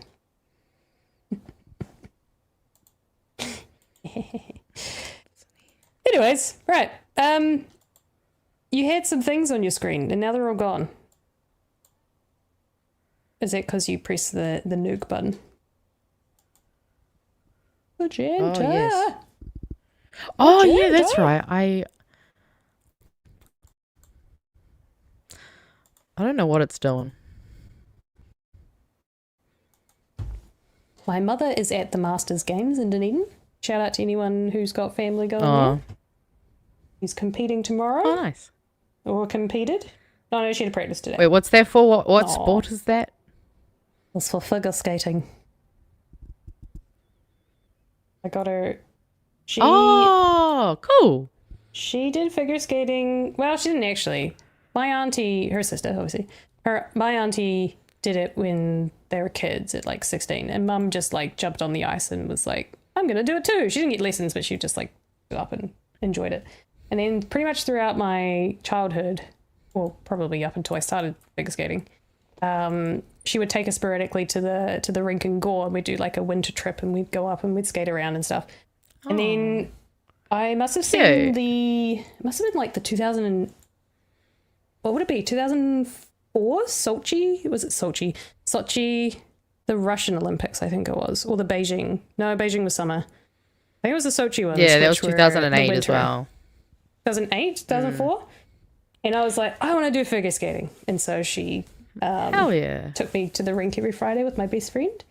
And she taught me to skate. And now I teach her to skate, essentially. Aww. That's adorable. She's like, well, help me do this 3-turn, help me do this jump. And I just sit there and I'm like, looks good. Looks very good. Yeah, I would love to be good at skating. Ice skating's fun, but it's good fun. My ankles, they barely exist, my ankles, to be honest. I do not have strong ankles. That's why I can't do roller derby, sadly. Oh, you would love that. Yeah. You'd be such a good roller derby. Oh, I went and I practiced and I kept falling, but it was fun. It's a good sport. Maybe one day. I mean, the only thing that I actually did, because I didn't get a chance to do my deep dive this week, because I just didn't. But I did actually look at our submissions. So we can just have a quick nosy. We've got some coming up. So just to put this in front of people. So 4th of February, the Budget Policy Statement 2026 submissions are due, as well as the Commerce, Promoting Competition and Other Matters Amendment Bill. Then on the 13th of February, we've got the Planning Bill and Natural Environment Bill, which the Green Party do have a submission guide to go through, which I'll chuck the link into the chat soon. But if you look up environment and planning law reforms in the Green Party, it'll come up. And then we've got the arms bill. So Nicole McKee's baby, that's 16th of February. Same with the crimes amendment bill. I'll try to probably go into them a little bit further next week if we get a chance. But honestly, just a reminder to start looking back in and doing these again. And I'll try find people who do submission guides and all that fun stuff so that we can Get back to our mahi. Oh. Sorry, I was reading the chat. Roller skating, roll your ankles. That's it. I feel like the X and the tick is like the emote version or emoji version of the is it Drake? It's the Drake meme, right? Yeah. Where he's like, and he's like, yeah.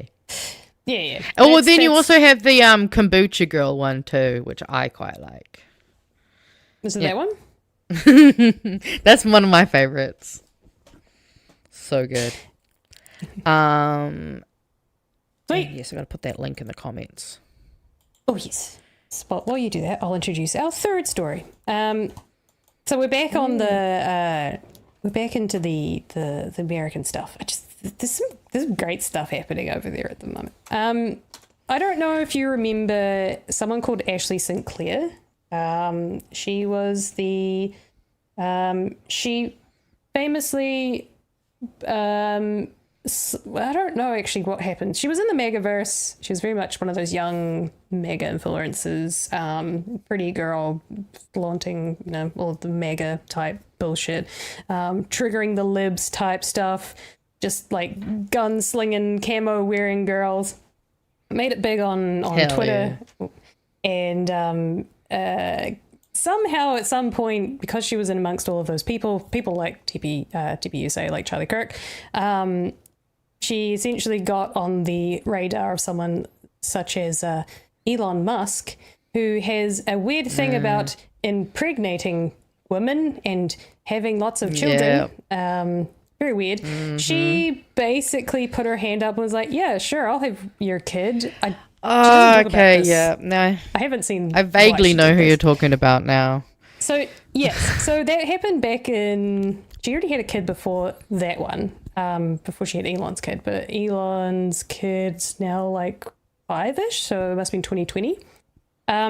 After that, she kind of took a bit of a break and a breather, and she... oh, that's right, because Elon basically was like, yeah, no, I'm not supporting you.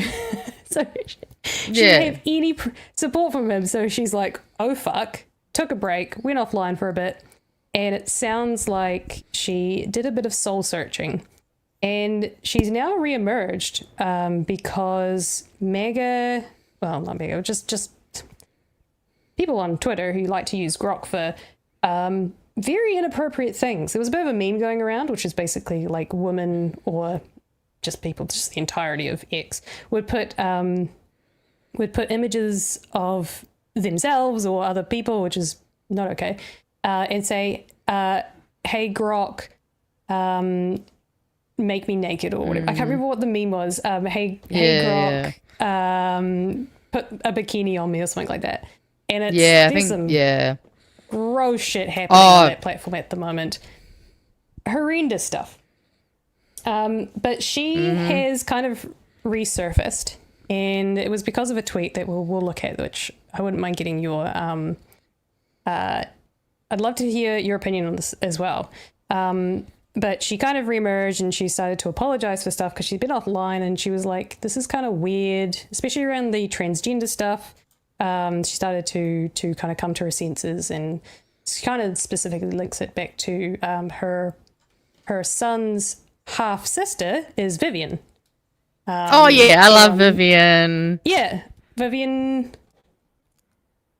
What's her last name? Wood? No, Vivian. I can't remember what the last name she chose was. Anyways, I want to say it starts with an M or something. I can't remember. It's not Musk, that's for sure. She chose her mother's, I think. Her mother's maiden name. Might have been. Anyways, so Ashley St Clair has basically come up again, and she's going not like a redemption arc or whatever, but she's getting a bit of press at the moment because she was the victim of some of the Grok users undressing her, and it basically got to a point where it was like they were undressing photos of her from today, but then going as far back as like when she was 14 and then undressing her, and she was like, this is I thought that's up. what you were going to say. Yeah. And so Ew. she's been very vocally now going, I'm suing you because this is like, I did not consent to this and this is fucked up. So she's going through a lot of legal Poor stuff Vivian. to do with legal stuff and things like that. So, yeah. So anyways, we'll have And a yes, look at it's this Wilson. little conversation. Vivian Wilson. It was W something. Yeah, you're right. W something. She had a conversation with Matt Bernstein, who we had on who was part of the conversation with Lauren. What's her face? Lopez. It's not Lopez. Fuck, I don't remember. I'm terrible with the people that Taylor Lorenz. Thank you, YouTube. He was one of the people talking about the 2016 resurgence that we talked about last Friday. He has a conversation with himself and Ashley St Clair and June, who is the host of the podcast Kill the Computer, and they are a transgender woman. And there's a bit of a moment where Ashley St Clair reads out the tweet that she wrote on X about how she's changed her opinions and how she's very apologetic about some of the hatred that she unfortunately was part of facilitating against transgender people. And then there's a bit of a sort of a face the music moment where June says, how do you feel about all of this now? Because you kind of sent hate to my community. And then I'd love to get your opinion a little bit about this as well, Magenta. Ashley, do you want to read this? I feel immense guilt for my role, and even more guilt that the things I have said in the past may have caused my son's sister more pain. I don't really know how to make amends for many of these things, but I have been trying incredibly hard privately to learn and advocate for those within the trans community that I've hurt. I also haven't said much on this because I have gone back and forth over whether or not my voice would be helpful on the issue, since it will be framed as disingenuous or just turning because I'm scorned. Even this reply will become right-wing hysteria, but yeah, I am sorry. Let me know how I can help. Today, we'll interrogate all of this together. I could not have imagined saying this 1 year ago, but welcome to the show, Ashley St. Clair. Hi, thank you for having me too. And to help us do this today, I'm also so excited to be joined by the one and only June, who you might know as Juniper or Onion Person or at Can't Ever Die or Pudding Person or any of the online names she's used to avoid Elon's continuous attempt to ban her from his website.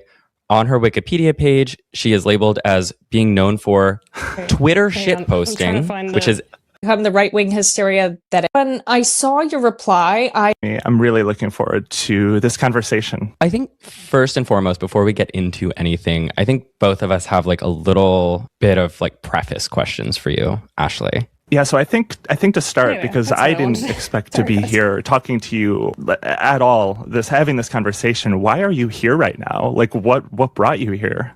because when I saw your reply, I wanted to answer it. So the reply is on screen. I'll just read this out. So June said, you've previously engaged in blatant transphobia. How do you feel about tradespeople in the wake of noticing how the far right truly is? Honestly, it is something that I hadn't addressed, and I meant every word in my reply that I had been wanting to address it, but I didn't want it to become the right-wing hysteria that it has been. And I was very aware that it would lead to a litany of other issues, which it obviously had. And that's why I'm here, because it was on my heart and I wanted to get it off. You read your response to my question, which was about your previous bigotry against trans people. I think that was like a pretty brave thing to do. So you knew what would happen. You knew that all these people would swarm in. And I saw that it was like very heartfelt and very reflective, that you had sort of thought about this for a while, that you sort of observed some past behaviors and sort of reconvened. Thank you. And I knew there was going to be arrows from both sides. So there's been this narrative that I'm doing it to grift or whatever, but everyone hates me after that response. I will let you know. So it's not been advantageous. The right hates you because you're not transphobic anymore, and a lot of people on the left don't believe you.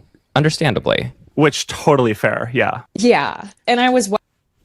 So that kind of gives context a little bit to this video specifically, because they're talking around the apology to the trans community and trying to make amends and wanting to. She is very genuine. I think most of the interviews that I've seen, someone did say Taylor Lorenz also did an interview, and that was the one that I first saw. She does seem very genuine, and she goes through in this whole video about kind of how she got into the MAGA-verse and like how it was easy for such a young impressionable woman to kind of be accepted into the community because she was pretty as well. It was she was basically groomed, like very cult, like we talked about before, like very cult like behaviors from MAGA. They basically got her into this point. Before I I'll play this wee bit here as well. I think it's quite interesting. And then do I? Yeah, sure. Okay, let's go through this wee bit. So this wee bit is you might enjoy this. Do people actually care about? Because the boys talked about this as well. Do people actually care and are offended by the whole term cisgender? Which I think is kind of funny. Sort of saying that it did feel like sort of like world ending, you know, like all of these things. It's like, oh, corrupting the children. In this like right-wing movement, do people actually genuinely care about like trans people or gender issues, or even the one that in particular I cannot understand are people on the right, like especially in these radicalized spaces. Do they really care about the word cisgender? Does that actually bother them? Yes, they believe it's a slur, and Really? I've repeated at times. To me, it was also realizing that there was this hyper fixation on the trans community, and they're always using it under the guise of we care about women and children, and at no other point in any of their other platforms do they ever care about women and children. In fact, they're incredibly oppressive to women and children. So when you do realize that, and you are a woman who has children, you're like, oh, wow, you guys, this is incredibly performative, and you're scapegoating one of the smallest minorities in the entire country to make something a national issue that is not an issue at all. Mm-hmm. Which is kind of a little sneak behind the veil type thing. I've got a last little bit, which is a bit more to do with, like, I guess her intentions and things and what she wants to do going forward. Any thoughts so far on someone turning ex-MAGA who was very... She was also the one who wrote a children's book as well. I think it's like a bird is not... an elephant is not a bird or something like that. Very transphobic, unfortunately. Oh, okay. But she did go as far as having her name removed. She's like, I don't want anything to do with it. But unfortunately, she signed an NDA when she got her name removed off the book. So she can't speak to how it came about or anything like that, unfortunately. Which is a bit gutting, because I was like, I would love to sneak behind the veil of that. But no, she can't speak to it. Anyways, yeah, any thoughts so far? I mean, I think that people like her are really important. I think they need to essentially be studied and use what, like, you know, the knowledge that they have, the way, like, understanding the problem is the easiest way to fix the problem. So I think it's awesome that there's people who are actually, you know, switching sides, because then they're translators, you know, they can talk to people in a way that those of us who were never on that side just genuinely can't really do, that struggle to do, because it's a way of thinking that we ourselves don't wholly understand. I mean, I do understand it a little bit more, since I used to be a little conservative myself, technically.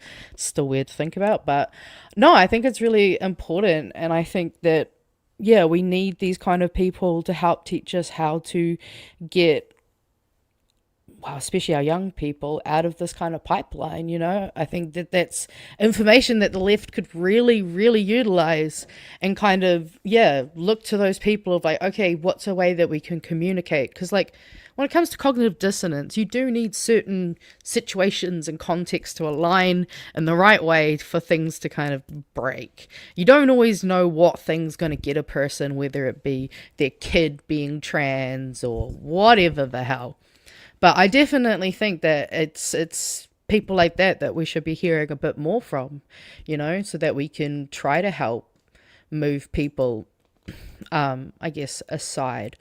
But I guess one thing that I kind of wanted to kind of add in here, with especially with the grok of it, I find it really interesting that that like comment like Twitter should be banned until they put in protections. I'm gonna crazy thought here. Have we thought about the fact that maybe as a society, we actually need to start addressing the root cause of the problem? And that is, why the fuck do men, and yes, I'm sorry, it's predominantly men, get tools like this and use it for that? Like, I don't know if you heard of the recent study that came out of Australia, Australia, UK, and the USA, and it looked into the nature of online offending against children, and they found that there was a more than you would like number of people who would admitted that they would have sexual contact with a child if no one would find out. Yeah. So I genuinely think that like we really need to be having these conversations, because they go hand in hand with these other conversations, because at the root cause of it all is people who are unable to process their emotions, and so they do dumb shit. That their wiring gets all fucky, and you know, especially with the way that people are socialized, and the way that we don't even like think about how we sexualize children. The second a little kid, little girl talks to a little boy, oh, it's your boyfriend, oh, you guys gonna get married, like that's weird. That's putting stuff on children that's not age appropriate, which is why I find it funny when people are like, oh, gays, it's not age appropriate. Is it age appropriate to put your little boy into a t-shirt that says ladies man? Like he's going to hook up with a bunch of older women? Because again, that's another thing that we also, you know, have in this. And like, yeah, this study just blew my mind. We've actually got, I want to show you guys, they've got graphs. And I know it's not good graphs, but so here you see likelihood of having sexual contact with a child between 10 to 12 years if certain that no one would find out. And the orange is unlikely. Purple is maybe. Oh shit, sorry, I thought I was on screen. Sorry. Apologies. Actually, I'll see if I can zoom in a little, cause yeah. So in the orange we have unlikely, purple is maybe, green is very likely, and red is definitely, and none of those are at 0, which I think is automatically a fucking problem. How did they do this survey? So they study first surveyed employing a general representative sample of men to ask about their online behaviors, including sexual offending against children. The research measured the prevalence of offending, risk behaviors, and attitudes amongst a weighted sample of 1,945 Australians, 1,473 UK, and 1,506 US men over the age of 18. Yeah, but how did they? Did they just literally say, "Hey, what's the likelihood of you having sexual contact with a child between 10 to 12 if you didn't? If no one could find out?" Like, that's right. I mean, there's there is.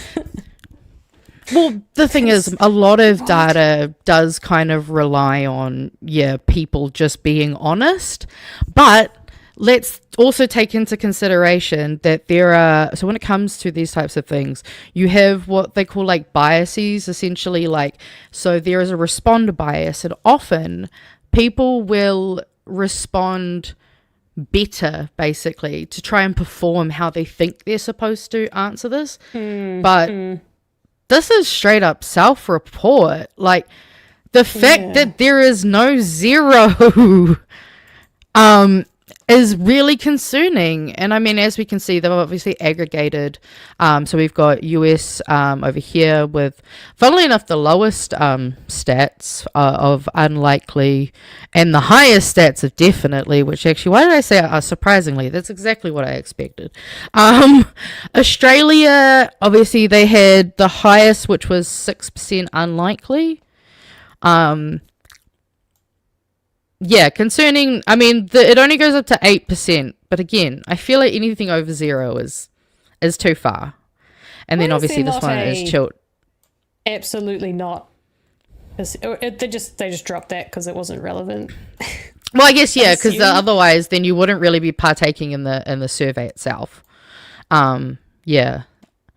And so, men in Australia, UK and US who report online sexual offending behaviours against children also report being 2 to 3 times more likely to seek sexual contact with children between the ages of 10 to 12 if they were certain no one would find out. And we're seeing that. We're seeing that with Grok. We're seeing like this. And I mean, yes, it's to some degree there is obviously, platforms and the things they have. But it's still not good. Even if some of these things... So, sure, technically the poller can only set you up to fail. But why does anybody... Like, why does anybody say yes? Like, that is just mind-blowing. And I think that is, like, what I'm finding at the core. I feel like all these issues we keep talking about is... We keep trying to think of fixing the problem, not from the source. And the source is often, again, people who have not been raised to learn how to process their emotions or to, I don't know, even engage with other people well enough so that you can get laid, I guess. It's just, it's something that concerns me. And I think something that we need to kind of understand better. And hey, maybe we'll be able to find an ex-MAGA guy who can help give us some insight, because that would be genuinely really helpful. But also Australia was included, guys, so like they're our cousins. We're not far away from them. You might as well just copy paste and put New Zealand on it. It's probably about the same. I have one last little clip about coming back to Ashley St Clair and the intentions. I know it's almost 11, but is your internet going to survive Magenta for another? The data's still going. We're good. We're good. Okay, cool. Data's still going. You've actually kind of already touched on this about, I think in this point, she talks about how that she can unlift the veil and how we need people who can bridge the gap. So we'll touch on that again, I guess. We'll see what she has to say, I guess. That it wouldn't be. Mm-hmm. And I think just for myself too, just to be very honest, because back and forth leading up to this interview, we've talked a little bit. In the back of my mind, I'm like, what if the intentions are bad? What if this is like an infiltration? Or I don't know. I kept going back and forth, but it was one of those things where it's like, it would be so much easier if there was any sort of bad intentions to just sort of sit down and sort of be in that sphere still and just sort of not talk, It also hurts me that you even have to consider that. And I did, to be completely honest. I did at first. Not like personally, but like in terms of like my broader impact of things that I've done. Like it just hurts me that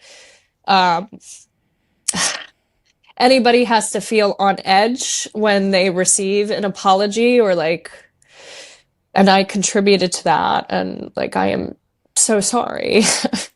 It's okay. And like I said, I do believe your intentions are good as well. It was just that at first I was like, oh. I know. And that's a lot of people are going to feel that way. And again, like I get it. I get it.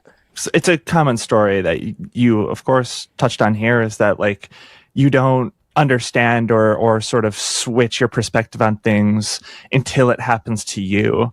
Because like from my perspective, for some context, I have been super politically minded and active since I was in high school. From a fairly early age, I realized I was bisexual, and then shortly after that I realized I was trans.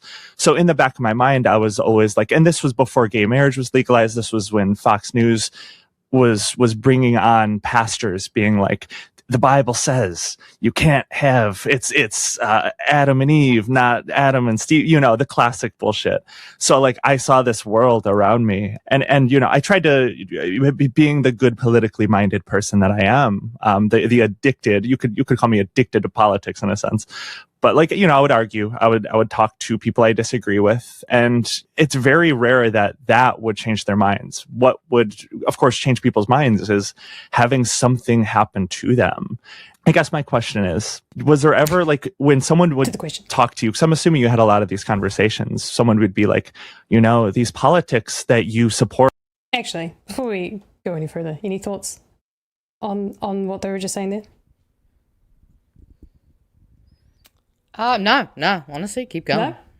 Oh, there is a wee bit of a lag, but it's all right. I'll carry on. Or these politics that you're talking about right now are materially harmful to people in my life, maybe even myself. Did that ever it's something in the back of your head ever like twitch? Were you ever like, or did you just sort of like, you were in that ecosystem, you were in that sphere, you were sort of like, you know, that's not important? No, and I think that's why it's so important to have the conversations and still say it to people in a way that they can be receptive to, because even if I was initially defensive when people would say things like that to me, it was in the back of my head. And especially once I left it, I would revisit some of those conversations from people who had said, hey, the things you're saying are harmful, and revisit those and say, they were right.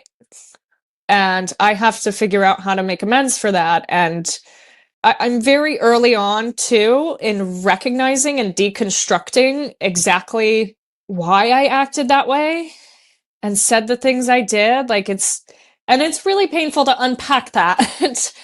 Especially probably in front of multiple people. In front of millions of people. Yeah.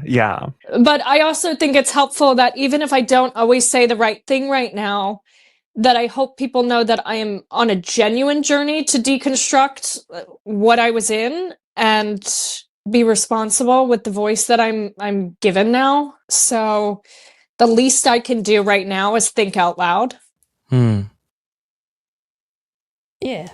So I think using our critical thinking hats, I don't think anyone who was in the MAGA-sphere would openly and genuinely put themselves out there against the MAGA-sphere unless they genuinely wanted to make amends. I think it's pretty obvious that like she's not making any money coming to the left, and they say this a few times throughout as well, as like she's like, well, we're definitely not grifting to the left, and they were just like laughing like, yeah, there's no money here, sorry babe. Right. And that's the thing is, it's awesome to see, and because like we need people like that. Like I know there's this, I keep forgetting his name. He was a counsellor here in New Zealand, and he kind of had a similar thing, but in terms of, you know, being racist and anti-Māori, in terms of learning to kind of come back from that type of mindset. I'll find a video. There's a really good video I was shown where it's him talking about it. We'll have to have a look at it at some point, but I think it's great. Like, and I do think that we need to hold space for those people. I think one thing that I think the left, or whatever side we want to call ourselves, I think we need to be a bit more focused on the main goals, and kind of, if people aren't fully on the waka yet, just allow them the time to come on and to kind of, you know, slowly come around and learn through, you know, talking to people who don't think like conservatives or like the people that they're used to. And I think it's really valuable to kind of hold that space for them and let them in, especially this year.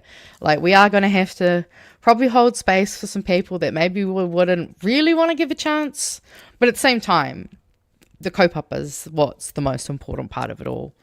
And it's funny because she mentioned, well, actually no, I think maybe he mentioned, or the gay marriage thing, and it made me think of a Facebook memory. So I can't bring the photo up on my computer, otherwise I'll probably lag it out.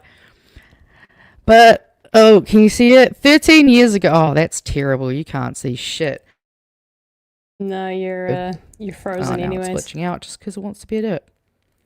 Yeah, it does that. But 13 years ago, we were still trying to get legalized marriage. That's me. You can't see it very well, but I'm holding up one of those things that's like legalized love. 13 years ago, it was still illegal to fucking marry someone of the same gender. So let's just remind ourselves it hasn't been that long. And I hope that in America they can start having more of those types of conversations and kind of building their democratic bloc and moving their window further left, because there's just so much hate. That's all that's really been fueled over there, is just hate. And unfortunately it works. Hate and anger, they get reactions, they get attention, but you can only be angry for so long. Like, it can't be the only mode that we function under. And I think we're seeing that from a lot of people. If you want to go and watch the full interview, which these two of them, Taylor Lorenz obviously did one with her as well, but if you want to watch sort of more of her backstory and how she got into the megasphere and how it kind of like through college and things, she was basically kind of indoctrinated at that point and then was kind of like forced through the machine because she was young and pretty. That's a really good this interview. So this is Matt Bernstein on his channel. The title is "She Had Elon's Baby, Then the Leopards Ate Her Face." So highly recommend going and watching it. It's if you want to get an insight as to how the megasphere and how the right pipeline, especially the current right pipeline, is how it works. That's she's got a really good story to tell, essentially. And so I mean, good on her for coming out. I mean, she could, I think they said as well, like she could have easily just gone, I've changed my mind and I don't agree with any of this, but then stayed in the shadows and not used her platform to actually make amends. Oh, absolutely. And she's burned a lot of bridges. Everyone hates her, so, you know. Yeah. I mean, actually, to that point, I think that, you know, there's some respect to be had that she's taking the difficult choice. It's not an easy position to go, hey, I committed myself, like I put my whole ass into this and now I'm an ass. Like, that's hard to admit that you're wrong. So like, I think that takes a lot, and it also must show how much she's really like kind of been like, oh fuck, because that, you know, that has to be quite an important to you and be quite jarring for you to be like, it's actually worth me cutting off things that are make my life easier, give you access to money and all those things. Like, it's not an easy spot to be in. Also, yes, I think this is what I was talking about. Andrew Judd, Lessons from a Recovering Racist. I highly recommend people go watch that. Maybe we can even watch it next week.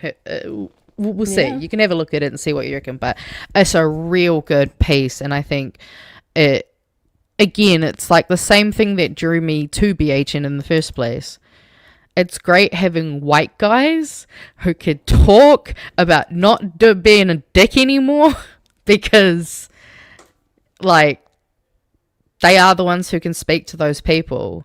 And yes, recovering racist, because that can be quite a long, like, that can be a lifelong process. Like, even myself, there's still moments where my brain goes, I've just realized that might be a little racist, or that might be a little biased. Maybe I should look at that one again. And that's the thing, is like, even the way we use language, you know, like there's a lot of words I've had to learn not to use anymore. There's things, you'll just notice little things that'll come up in the most random spots, and you'll be like, all right, guess I better deal with that then. It's called emotional processing and all those good things. I do. I think this kind of sums up the show. Thanks, Tane. That Yes, felt so much more that was a genuine good than one. the Kirk bride. Yes. I think I know myself well enough that I can call out bullshit when I see it, and I think I've just shown you, unintentionally, by the way, I've just shown you two genuine reactions.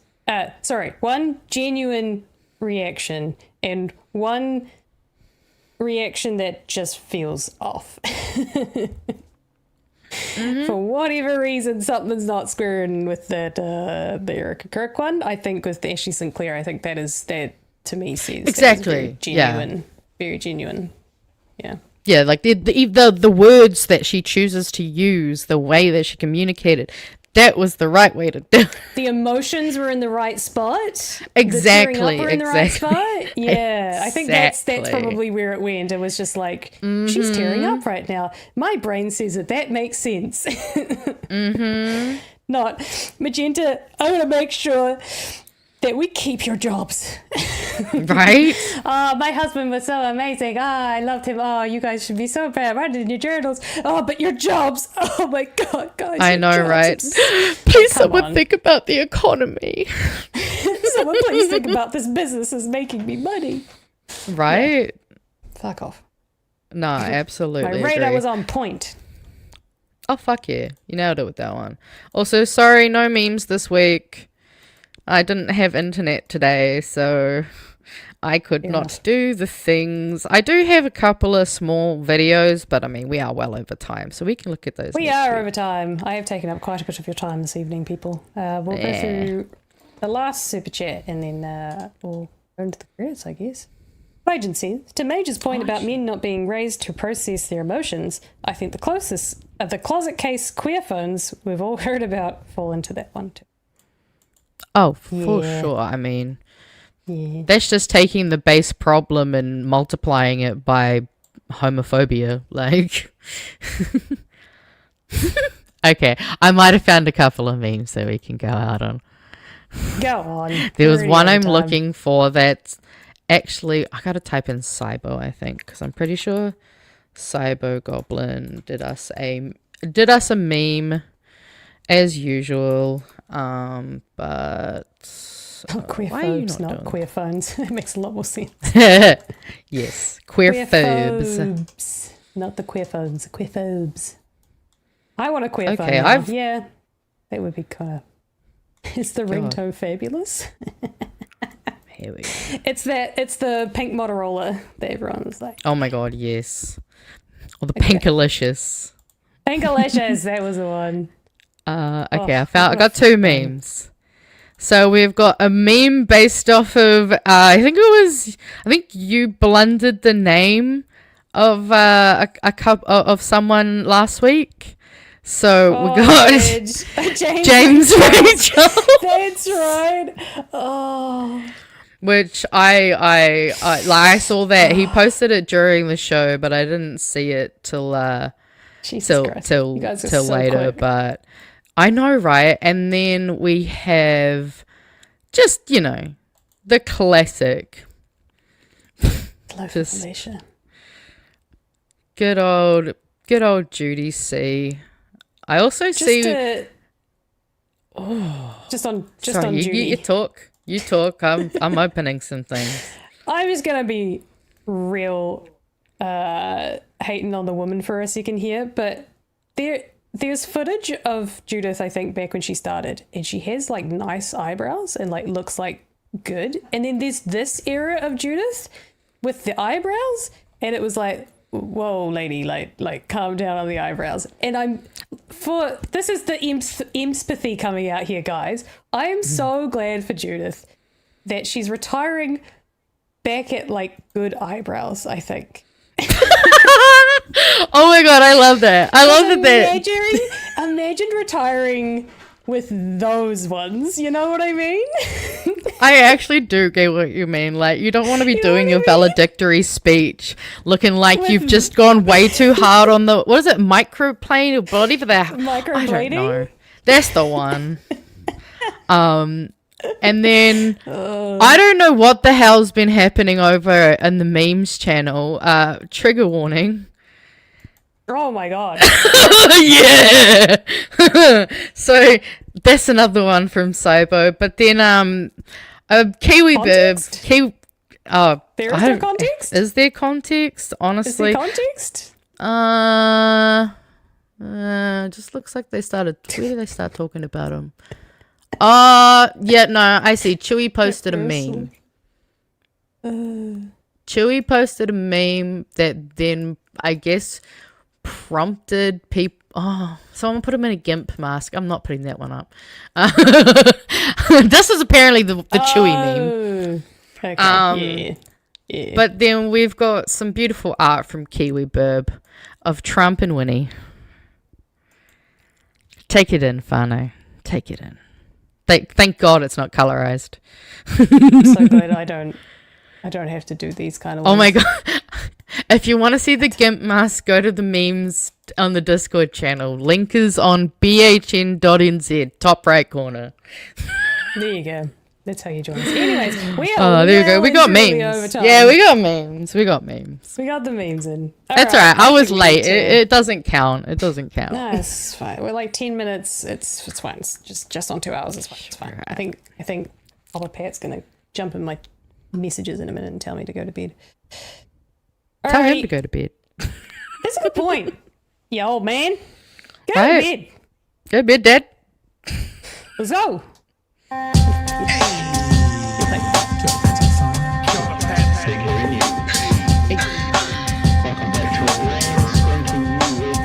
Help us settle a debate, whether it be thoughtful or funny, even if we're all creatures of hate. It's a fine line that we're walking together. For better, push aside the temptation to berate. Let's take a note of the corners we stand in. As many points as the hairs on my chinny chin chin. When the news that we're watching is hairy, knowing all the things that we need to be wary of. Like the rich have the hand out for rewards, while the many have to work out what they can afford. And the rest of us ain't paying attention, or maybe have questions we're too worried to mention. Other media is still dwelling on trivial facts, vetting bees from the rice and the mice from the rats, and picking and choosing a warpath to run, linking ourselves with the hill to die on. It's gotta come down to a welcoming vibe, with an A and a sub and a higher in mind. All heavily, either this way or that, and we'll be analyzed by both Chewy and Pat. With the evil in the world trying to mess with your head, and you're sitting on the couch, you're thinking chivalry's dead. Each night, 2 nights, they're gonna sing you to bed. It's Big Hairy News. Thanks for watching this episode of Bright Hairy News, the Friday edition of Big Hairy News, this Friday, the 30th of January. The boys will be back with you at 9 p.m. on Monday. Oh, I'm back with you on Monday. Shit, you're I'm back. with you. I'm back with you on Monday with Chewy. And also, patrons, don't forget there's a meetup tomorrow at 11 a.m. And Yes. the link should be sent to you. So there you go. And if you're a I will Wellingtonian, there's try also to be a there. meetup at 4 p.m. here in Wellington. Also, shout out to Nicola Banks. I'm glad that you've loved it, and I'm glad you're staying. Hell yeah, we'll see you next week, okay? Wonderful. That's I'll it. see you guys on Monday. Magenta and I will be back with you 9 p.m. Friday. Bye. Have a wonderful Keep cool weekend. to Okay, school. get it right this time. This button. Yes.